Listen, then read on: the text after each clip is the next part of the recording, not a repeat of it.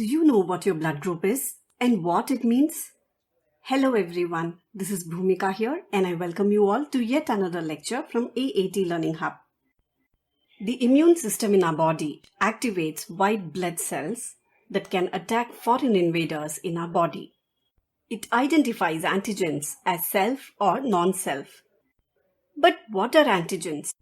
Apart from RBCs, WBCs and platelets, blood also has antigens. Antigens are proteins or sugars found on the surface of the RBCs, and these define which blood group you belong to.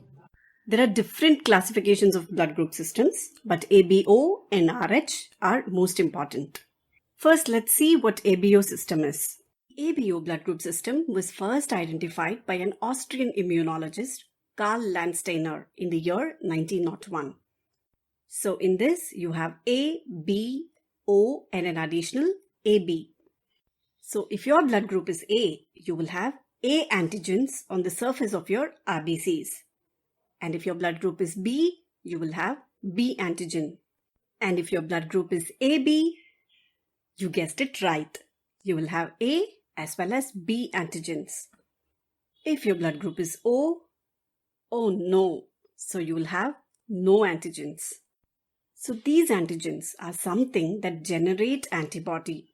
Antigens, antibody generator. So A antigens will produce antibodies against B.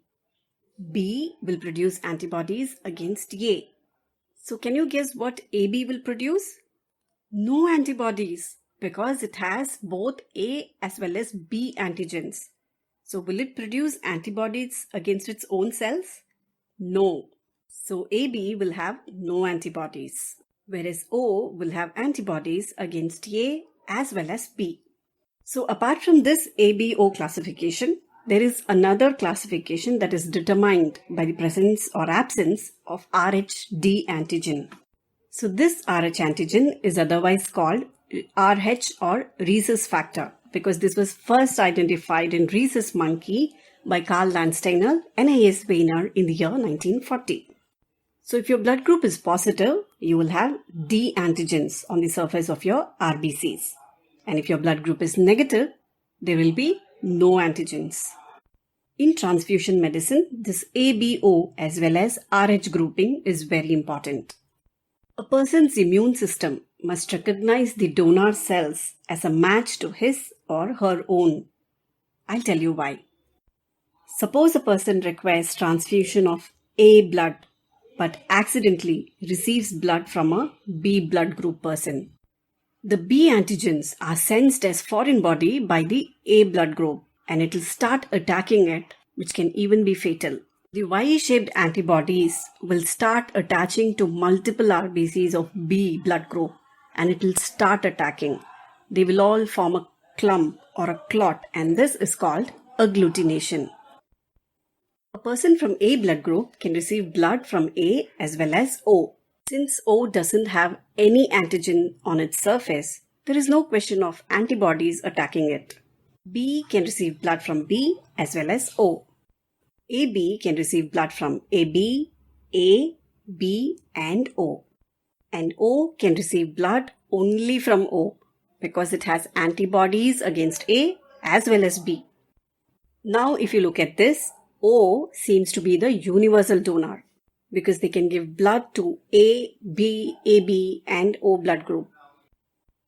And AB is the universal acceptor because they can receive blood from all the blood groups. Similarly, a person with a positive blood group can receive blood from Rh positive as well as Rh negative blood person because the negative blood will not have any D antigen on its surface. So there is no question of antibody reaction. Whereas a negative blood group person can receive blood only from another person with negative blood group. Because if you transfuse a positive blood group, the D antigen will be sensed as a foreign body and will be attacked. So this is a brief introduction to blood group system. Hope this video was helpful. Any feedback or queries, please leave it in the comment section. Stay connected with the AAT Learning Hub. Thank you and happy learning.